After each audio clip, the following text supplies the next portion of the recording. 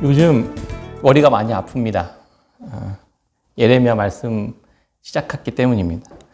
말씀 묵상하다 보면 예레미야 선지자의 마음이 공감이 되기도 하고 지적하는 내용들이 모두 다 저를 향한 말씀이신 것 같아서 우울해지기도 하고, 또 혹시나 저에게 예레미야와 같은 그런 일들을 맡기시는 건 아닌지 그런 마음들이 들기도 하고, 노심초사하면서 언제든지 맡기면 도망쳐야겠다 이런 생각에 머리가 아픕니다. 코로나의 확장으로 만남도 갖지 못하고 또 예배도 멈춰진 상황에서 예레미야를 통한 하나님의 징계와 심판의 메시지는 우리를 무겁게 합니다. 또 하나는 제 머리를 아프게 하는 건 역사 공부입니다. 숫자를 매우 싫어하는 저로서는 여간 골치가 아픈 게 아닙니다. 그럼에도 안 그래도 이제는 우리가 이렇게 코로나로 힘들고 머리가 아픈데 복음이 소망과 기쁨을 주기보다는 더 무겁게 하는 징계와 또 심판과 이런 것들을 전해야 한다니 마음이 여간 어려운 게 아닙니다. 그럼에도 말씀은 우리를 선하게 하고 가장 유익한 결과를 주시기 원하신다는 그런 마음들을 우리가 믿음으로 믿고 함께 예레미야를 묵상해 나갔으면 좋겠습니다. 누구나 나쁜 소식을 전하는 것을 좋아할 사람은 아무도 없을 것입니다. 코로나19 유행이 우리들의 일상을 파괴시키고 또 위협이 된 지 3개월이 지나고 있습니다. 언제 끝날지 알지 못하고 또 끝나지도 않고 이 상황이 이제 일상이 될 것이라는 뉴 노멀 시대가 정말 실제로 되고 있는 것 같습니다. 그나마 이제 대유행으로 번지지 않고 잘 관리되고 있는 이런 상황 속에서 문제는 곧 2차 대유행이 올 것이라는 소식이 들려온다는 것입니다. 감염병 전문가들, 의사 선생님들께서 한 목소리로 그렇게 경고하고 계십니다. 안 그래도 힘든데 2차 대유행이 더 강하게 몰려올 것이라는 소식을 전하는 그 의사 선생님들의 마음이 얼마나 무겁고 괴로울까 또 생각해 봤습니다. 누구나 희망적인 말을 하고 괜찮아요. 이제 곧 괜찮아질 겁니다. 나아질 겁니다. 또 원래 일상으로 돌아갈 수 있을 겁니다. 이렇게 이야기하고 싶어 하셨을 것입니다. 그런데 사실은 그렇지 못하기 때문에 그 메시지를 전해야만 하는 그 전문가들의 마음은 얼마나 무겁고 또 아프겠습니까? 그렇지만 그런 위험을 무릅쓰고라도 의사 선생님들이 이 사실들을 경고하는 이유는 그것이 실제 일어났을 때 미리 준비하고 대처하지 않으면 엄청나게 더 큰 재앙이 될 수 있기 때문이라는 사실입니다. 그러나 이런 위험 상황이 몰려올 가능성이 있다는 것을 뻔히 알면서도 전하지 않았다면 그 선생님들의 마음과 양심 속에 얼마나 죄책감이 들었겠습니까?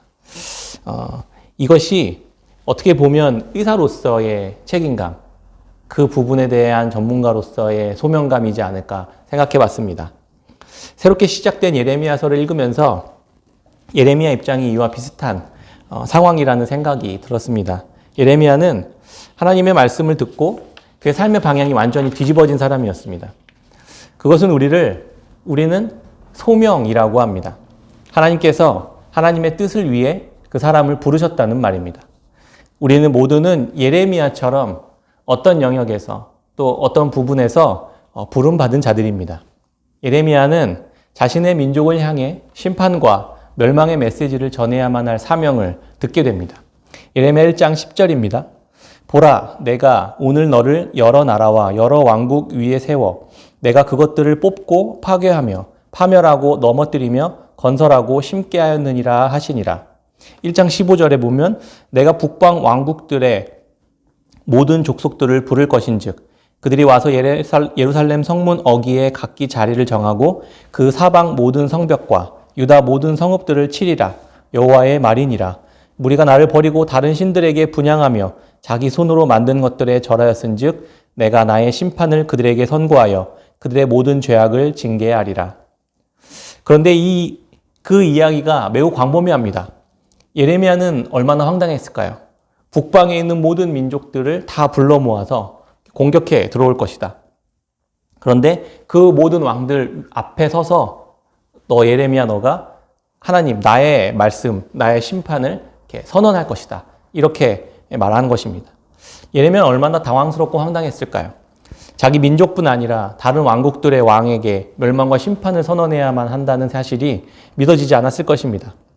하나님께서 성경 이야기니까 지금 이미 딱 나타나셔가지고 이 모든 왕국들 앞 위에 딱 서서 예레미야를 세우셨다면 이게 가능한 문제일 수 있겠지만 세상은 너무 자연스럽게 잘 돌아가고 있는 상황이었습니다. 마치 저에게 미국이나 중국이나 일본이나 러시아나 이런 강대국들을 다 모아서 우리나라를 쳐들어오게 하고 망하시게 하겠다. 근데 그 나라들 앞에 서서 너가 나의 메시지를 전하게 될 거야. 이런 말씀을 하셨다면 얼마나 황당한 말처럼 들렸겠습니까? 아마 예레미야도 마찬가지였을 것입니다. 굉장히 우습게 생각했을 수도 있고 잘못 들었다 이런 생각을 했을 수도 있겠습니다. 예레미야가 이 엄청난 하나님의 소명을 받았을 때 자신의 상황은 이런 상황이었습니다. 유다의 이 남유다의 정치적 또 내부적 상황은 이랬습니다.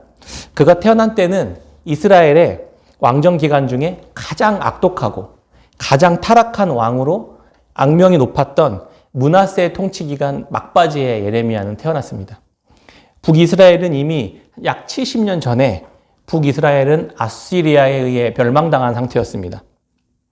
성경은 그 이유를 이렇게 기록합니다. 열왕기하 17장 15절에 여호와의 율례와 여호와께서 그들의 조상들과 더불어 세우신 언약과 경계하신 말씀을 버리고 허무한 것을 뒤따라 허망하며 또 여호와께서 명령하사 따르지 말라 하신 사방 이방 사람을 따라 그들의 하나님 여호와의 모든 명령을 버리고 자기들을 위하여 두 송아지 형상을 부어 만들고 또 아세라 목상을 만들고 하늘의 1월 성신을 경배하며 또 바알을 만들고 또 자기 자녀를 불 가운데로 지나가게 하며 복술과 사수를 행하고 스스로 팔려 여호와 보시기에 악을 행하여 그를 경노하게 하였으므로 여호와께서 이스라엘에게 심히 노하사 그들을 그의 앞에서 제거하시니 오직 유다 지파 외에는 남은 자가 없으니라.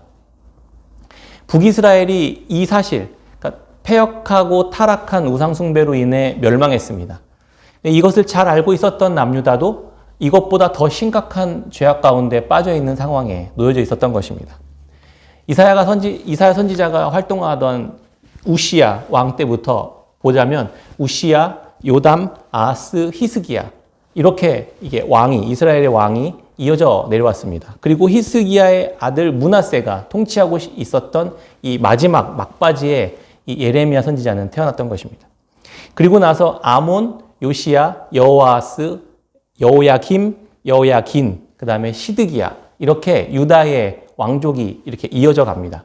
그리고 마지막 왕 시드기야 때까지 예레미야 선지자는 활동했었던 선지자였습니다. 이 중에서 예레미야는 가장 혐오스럽고 우상숭배를 자행하던 그런 문화로 가득한 이 므낫세 시절 막반에 태어났던 것입니다. 그런데 운이 좋게도 몇 안 되는 선왕이었던 요시야 왕 시절도 함께 경험합니다. 요시야 왕은 8살의 왕으로 이제 재위합니다. 그리고 18년째 되는 해에 성전 보수 공사를 하던 중에 율법책을 발견합니다. 이때 발견된 율법책을 읽고 이 요시야 왕이 완전히 뒤집어집니다. 그리고 대대적인 종교개혁을 단행하게 됩니다. 남유다 곳곳에 만연해 있었던 이 우상숭배 문화를 전부 다 샅샅이 파괴하고 뿌리 뽑고 다시 하나님 중심적 국가로 회복해 나가게 됩니다. 이때 왕의 역사들을 이제 알고 싶으시면 열왕기하 21장부터 25장까지 역대하 33장부터 36장까지를 읽으시면 이때 어떤 일들이 있었는지 아실 수 있게 됩니다. 예레미야 1장 2절에 보면 그래서 이때 당시 시대적 상황을 이렇게 이야기합니다. 아몬의 아들 유다 왕 요시야가 다스린 지 13년에 여호와의 말씀이 예레미야에게 임하였고 그런데 예레미야는 그것보다 5년 앞선 요시야 왕 재위 13년째 되던 해에 하나님의 말씀을 듣고 부르심을 듣게 됩니다. 예레미야는 남유다의 마지막 이 5명의 왕이 재위하던 시기 40년간 선지자로 활동했는데 북이스라엘이 우상숭배로 타락 때문에 멸망했음을 보았으면서도 끝까지 포기하지 않고 끝까지 우상숭배를 하고 있었던 이 남유다를 향해서 하나님은 그런 유다를 향해서 끝까지 포기하지 않으시고 다시 대대적인 종교개혁을 일으킬 이 요시야 왕을 준비하고 계셨고 또 그 요시야 왕과 함께 선지자 예레미야까지 하나님은 준비하고 계셨던 것입니다. 이 남유다 백성들을 흔들어 깨우시면서 다시 한번 하나님 중심적 삶, 율법을 온전히 지켜내는 삶을 살아가기를 하나님께서는 기대하고 또 소망하고 계셨던 것입니다.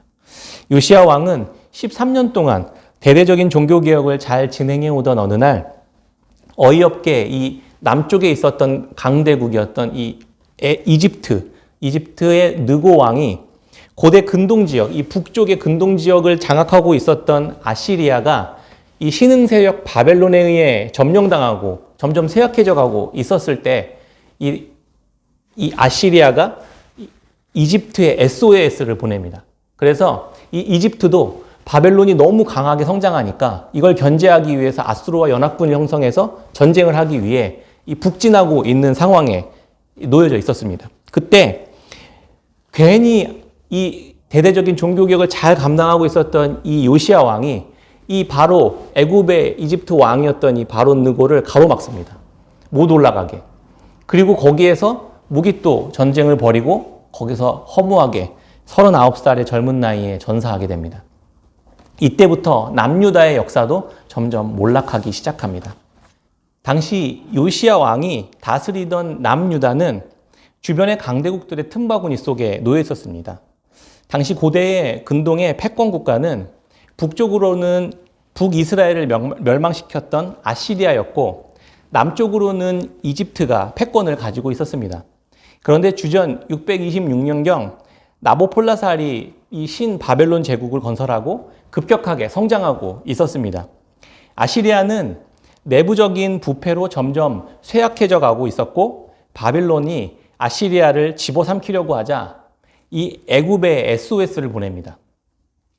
바벨론의 성장을 견제하기 위해 이집트의 왕 느고가 아시리아를 돕기 위해 북진하는 길에 요시야 왕이 막아섰다가 전사하게 된 것입니다. 그리고 이집트와 아시리아의 연합군은 갈그미스 전투에서 신흥국 바벨론에게 완전히 패배하는 이런 수모를 겪게 됩니다. 이후 이집트의 느고 왕은 퇴각하는 길에 분풀이로 남유다의 여호아하스를 폐위시켜버리고 여호야김 왕을 왕으로 앉힙니다. 바벨론은 이집트와 아시리아를 이긴 여세를 그대로 몰아 내친 김에 남유다까지 침공해 들어옵니다. 이때 여호야김 왕은 바벨론에 투항하고 이때 다니엘과 세 친구들이 1차 포로로 잡혀가게 됩니다. 이후에 여호야김 왕은 바벨론과 이집트에 동시에 조공을 바치다가 3년 만에 바벨론을 배신합니다. 이에 바벨론이 유다를 다시 침공해 들어옵니다. 포위 중에 여호야김 왕은 죽게 되고 여호야긴 왕이 재위한 지 3개월 만에 바벨론의 왕을 이렇게 맞이하러 나갔다가 거기에서 또 포로로 잡혀갑니다. 이때 에스겔과 장인들, 대장장이, 군사 1만 명들이 이때 함께 포로로 2차로 끌려가게 됩니다. 이후에 여호야긴의 숙부인 시드기야를 꼭두각시 왕으로 다시 세워놓고 바벨론 왕은 돌아갑니다. 이후에 시드기야가 바벨론에 또다시 패배하고 배신하고 결국 주전 586년 3차 침공을 받아 완전히 몰락하게 됩니다. 그때 시드기야 왕은 몰래 도망치다가 잡혀서 자기가 보는 앞에서 자식들이 처참하게 죽게 되고 자기 자신의 눈은 뽑혀 바벨론의 포로로 끌려가게 됩니다. 이렇게 남유다의 운명은 마지막 멸망을 맞게 되는 것입니다. 예레미야는 이렇게 요시야, 여호아하스, 여호야김, 여호야긴, 시드기야 이렇게 5명 왕이 다스렸던 마지막 남유다의 마지막 40년간을 선지자로 사역했었던 것입니다. 하나님의 선택받은 민족 이스라엘이 주변 강대국들에게 발에 채이다가 결국 비참하게 민족 전체가 사라져버리는 가슴 아픈 상황 속에서 하나님의 메시지를 선언해야 했었고 선포해야 했었던 선지자였었던 것입니다. 마지막에는 애굽으로 강제로 끌려가 사역하다 민족의 회복도 보지 못하고 그렇게 삶을 마감하게 됩니다. 짧지만 예레미야가 살았던 시대의 역사를 살펴보면서 많은 생각들을 하게 됩니다. 우리는 이 성경 말씀이 진리라고 믿는 자들입니다. 창조부터 시작된 하나님의 이 모든 세대와 역사 속에 인류를 향한 하나님의 말씀이 있기 때문입니다. 그러나 우리의 삶은 길어야 100년 정도 짧게 살아가는 삶이기에 이 인류의 모든 세대와 역사를 아우르는 이 하나님의 관점들을 우리는 알 수가 없습니다. 이 성경의 역사 속에 어떤 이는 애굽의 노예로 살다가 광야에서 죽은 세대가 있을 수도 있겠고, 또 어떤 이들은 광야에서만 평생 살다가 갔었던 이들도 있었을 것입니다. 또 광야에서 태어나 가나안에 들어간 이들도 있을 것입니다. 그래서 하나님의 말씀이 어떤 때는 앞뒤가 맞는 것 같지 않고 이랬다 저랬다 하는 것처럼 보이기도 합니다. 하나님은 우리에게 그런 시대마다의 성경 이야기를 다 담아서 그때그때마다의 말씀을 이 말씀에 담아 우리에게 전해주고 계시는 것입니다. 결국 우리는 어떤 특정 세대를 사는 것이 아니라 우리 삶의 여정 속에서 어느 시절들을 지나든지 다양한 상황 속에서 하나님이 어떻게 그들과 함께 하셨고 그들은 어떻게 하나님과 동행하는 믿음으로 살았는지를 배워야 하는 것입니다. 우리는 누구나 좋은 시절과 또 풍요로운 시절과 행복한 시절을, 그런 시절이 내 삶에 적용되기를 기대합니다. 어렵고 힘든 시절이 내 삶에 적용될 것을 기대한 사람은 아무도 없을 것입니다. 그렇다고 우리가 보고 싶고 원하는 부분만 말씀에서 취사 선택해서는 안 됩니다. 그런 건 되게 너무나도 많이 위험한 행동입니다. 오늘 우리가 살아가는 우리는 어떤 말씀들이, 어떤 부분들이 주어지든지 정직하게 하나님 말씀 앞에 서야 합니다. 코로나19로 촉발되고 미국과 이 중국이 패권 전쟁으로 인한 이 신냉전 체제를 살아가고 있는 굉장히 어려운 시절을 또 우리는 살아가는 우리들에게 남유다가 곧 임박한 멸망을 향해 갈 때의 이야기가 너무 시의적절한 이야기처럼 들렸습니다. 우리 교회와 한국 교회에게 하나님께서는 다시 예레미야 선지자의 말씀을 보내신 것이라고 믿습니다. 다른 모양으로 교묘히 우상 숭배를 하고 있는 우리들과 한국 교회에게 말씀으로 경고하며 또 흔들고 깨우시는 메시지로 우리가 함께 들었으면 좋겠습니다. 안타깝지만 예레미야에게 주신 하나님의 메시지는 굉장히 무겁고 엄중했습니다. 예레미야 1장 10절에 보라, 내가 오늘 너를 여러 나라와 여러 왕국 위에 세워 내가 그것들을 뽑고 파괴하며 파멸하고 넘어뜨리며 건설하고 심게 하였느니라 하시니라. 어쩌면 70년이라는 포로기를 통과할 세대가 우리가 될지 모르겠습니다. 120년의 한국교회의 역사는 지금까지 부흥과 성장과 발전을 경험한 은혜의 세대였습니다. 그러나 이미 한국교회의 타락과 부패는 급격하게 진행되고 있음을 많은 이들이 이야기하고 있습니다. 앞으로 우리는 포로로 끌려가기 전의 세대일지, 포로 70년의 세대일지, 아니면 다시 회복되어 돌아오는 세대가 될지 우리는 알 수 없습니다. 그렇지만 하나님께서 우리에게 바라시는 것은 어느 세대를 살던 하나님을 향한 진실하고 정직하고 신실한 백성으로 살아가는 것이 바로 우리가 하나님께 대해 가져야 할 믿음의 태도일 것입니다. 그럴 때 우리에게 돌이킬 수 있는 기회가 다시 주어지고 다시 한번 거룩하고 깨끗한 교회로 각성되고 또 회복되는 은혜가 우리에게 주어질 것이라고 확신합니다. 하나님께서 예레미야를 통해 우리에게 오늘 하시는 경고는 뽑고 파괴하고 파멸하고 넘어뜨리는 심판이 대부분을 차지하게 될 것입니다. 그렇지만 또 자세히 이 말씀을 보면 그 최종 결론은 다시 우리를 새롭게 건설하고 심는 회복으로 끝나게 될 것이라고 하나님께서는 말씀하고 계시는 것입니다. 그저 이 민족과 한국교회를 위해 또 하나님의 긍휼과 자비를 구할 줄 아는 그런 깨끗한 샘교회로 하나님 앞에 우리 모두가 함께 서게 되기를 소망합니다. 하나님은 예레미야를 이런 민족적, 역사적 무대 속에서 부르셨습니다. 그런 예레미야의 개인은 그러면 어떤 사람이었을까요? 예레미야 1장 1절부터 3절은 예레미야에 대한 정보들을 많이 알려줍니다. 1장 1절에 보면 베냐민 땅 아나돗의 제사장들 중 힐기야의 아들 예레미야의 말이라, 이렇게 배경을 설명해 줍니다. 예레미야는 베냐민 지파 사람이었습니다. 베냐민 지파는 구약에서 굉장히 부정적인 지파의 이미지를 가지고 있습니다. 사사기 20장에 보면 불량배와 불의한 지파로 이스라엘이 내전을 만들게 되는 전범 지파로 기록되어 있습니다. 특히 사사기 이후의 왕족 시대에는 초대왕 사울이 베냐민 지파 출신이었습니다. 그 사울에 의해 더 부정적인 지파로 이미지로 낙인 찍혔습니다. 하나님의 말씀대로 왕으로서 역할들을 제대로 감당하지 못하고 불순종해서 실패한 왕으로, 그런 실패한 왕을 배출한 지파로 베냐민 지파가 지목되고 있었던 것입니다. 이로 인해 다음 왕이었던 다윗 왕이 다윗 왕을 탄생시킨 유다 지파와 갈등을 일으키기도 했습니다. 아나돗과 힐기야, 이 정보도 또 많은 정보들을 줍니다. 아나돗이라는 지역은 다윗 왕 시절에 대제사장 역할을 충실히 했었던 아비아달 제사장의 고향이었습니다.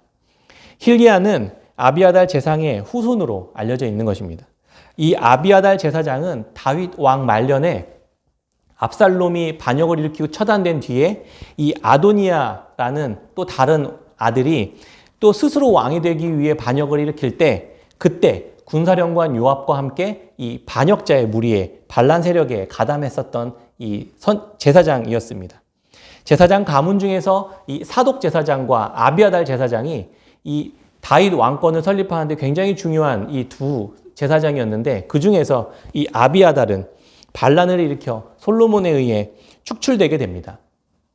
솔로몬은 그를 죽이지 않고 그의 고향이었던 아나돗으로 이 아비아달 제사장을 돌려보냅니다. 아비아달은 그러니까 정치적으로 반역자의 조상이 되었던 것입니다. 그때부터 예루살렘 성전의 중앙은 이 제사장 가문은 사독 집안이 차지하게 된 것입니다. 정리하자면 예레미야는 변방의 시골 출신이면서 정치적으로는 왕을 반역한 반역자의 집안 출신이었던 것입니다. 몰락한 제사장 가문 출신이었습니다. 중앙 성소에는 결코 진출할 수 없었던 그러한 태생이었던 것입니다. 그저 시골 마을 제사장으로 그냥 근근히 제사장 역할을 조그맣게 감당하면서 살아갈 운명이었던 것입니다. 예레미야는 자신의 형편과 처지와 운명으로 인해 어떤 마음으로 자라고 성장했을까요? 하나님의 부르심을 들은 예레미야는 곧바로 이렇게 대답합니다. 1장 6절입니다. 내가 이르되 슬프도소이다. 주 여호와여 보소서. 나는 아이라 말할 줄 알지 못하나이다 하니. 당연히 기가 죽어 있고 자존감도 낮았을지 모릅니다.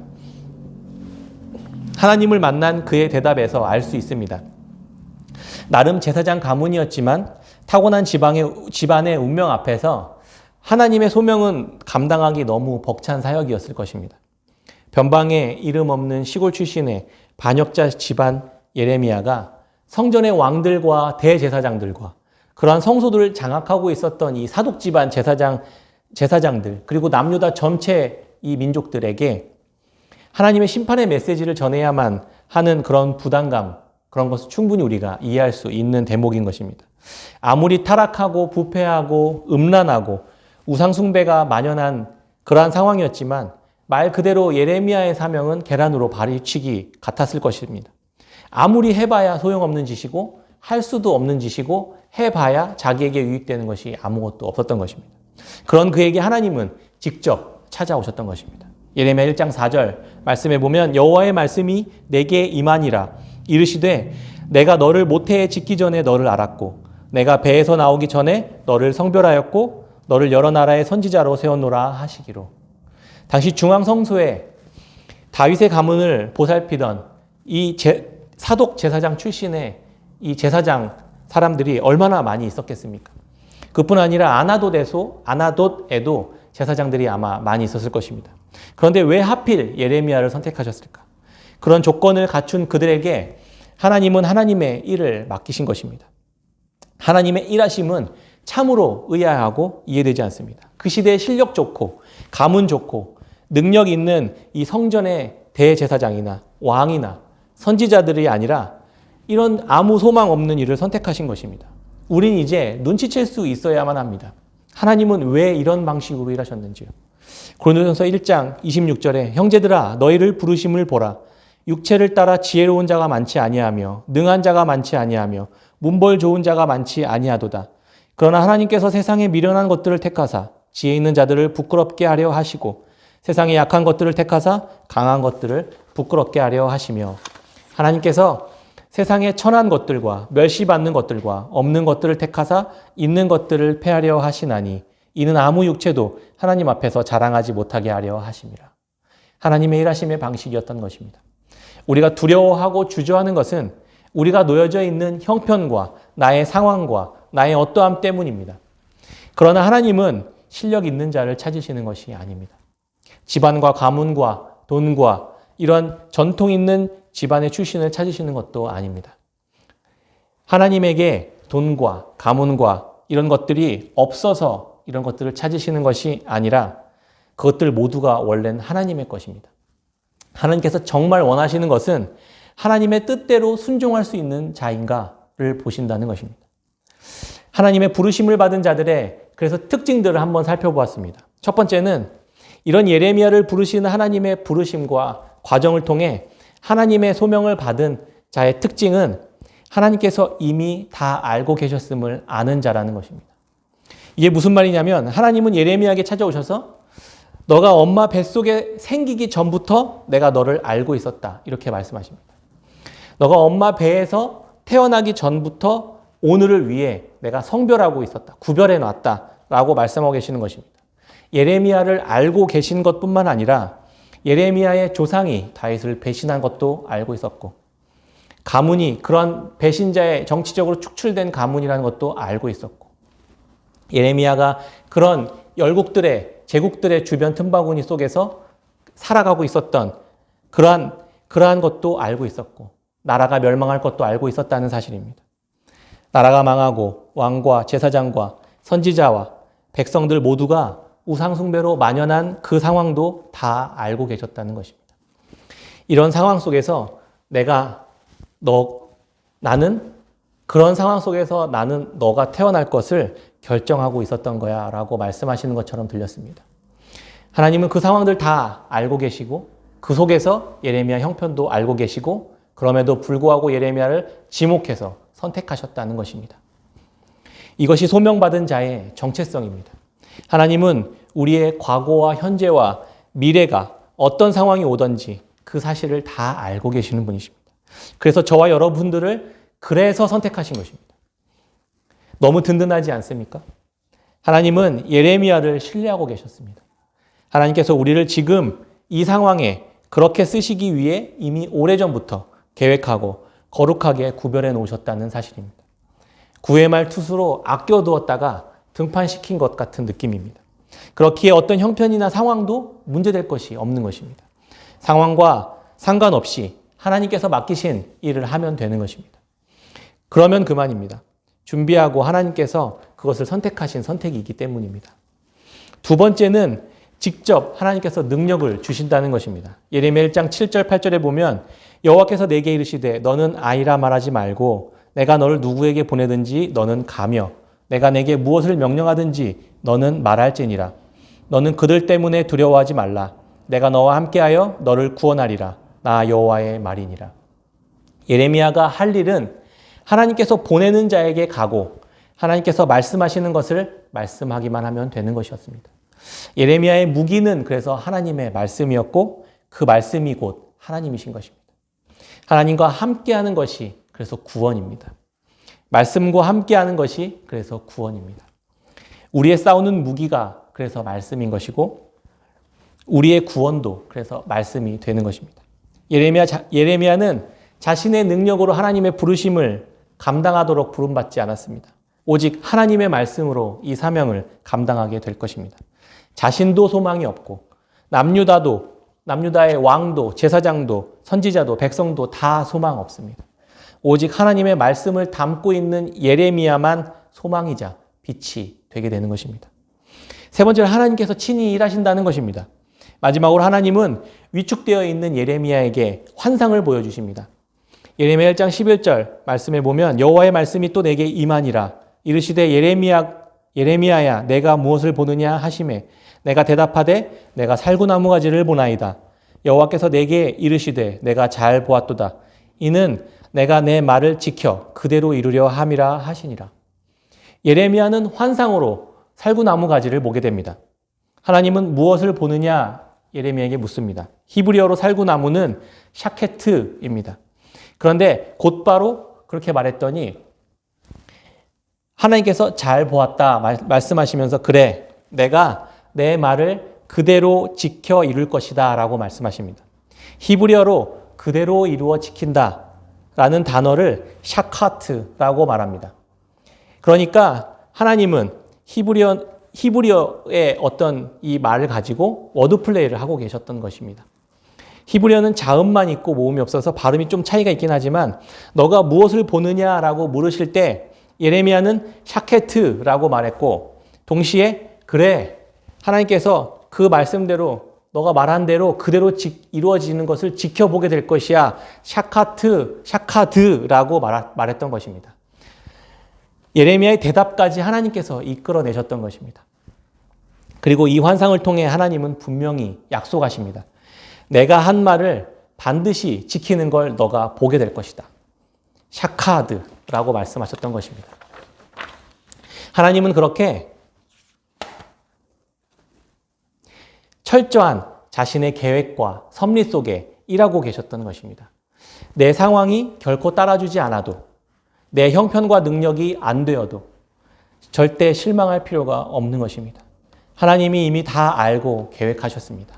그리고 하나님께서 반드시 예언하고 약속하신 그 말씀대로 반드시 지켜 행하시는 것을 보게 될 것입니다. 이 사실을 알 때 우리는 순종할 수 있게 되는 것입니다. 우리가 태어나기 전부터 주님이 알고 계셨고 이 상황임을 다 알고도 우리를 부르신 것입니다. 이것이 부름받은 자의 특징입니다. 이 사실이 사명을 감당할 수 있는 힘과 능력이 되는 것입니다. 그래서 부르심은 나로 인한 것이 아니라 하나님에게서 오는 것이기 때문에 그 자체로 지혜이자 능력이 되는 것입니다. 그래서 우리는 담대할 수 있게 됩니다. 오늘 말씀을 정리해 보도록 맺도록 하겠습니다. 예레미야를 우리에게 대입해 보는 것도 필요하겠지만 바로 직전에 우리가 요한복음을 묵상했는데 예수님의 모습이 떠올랐습니다. 예레미야는 매우 어려운 시대의 열악한 환경에서 소망 없는 상태로 부름을 받았습니다.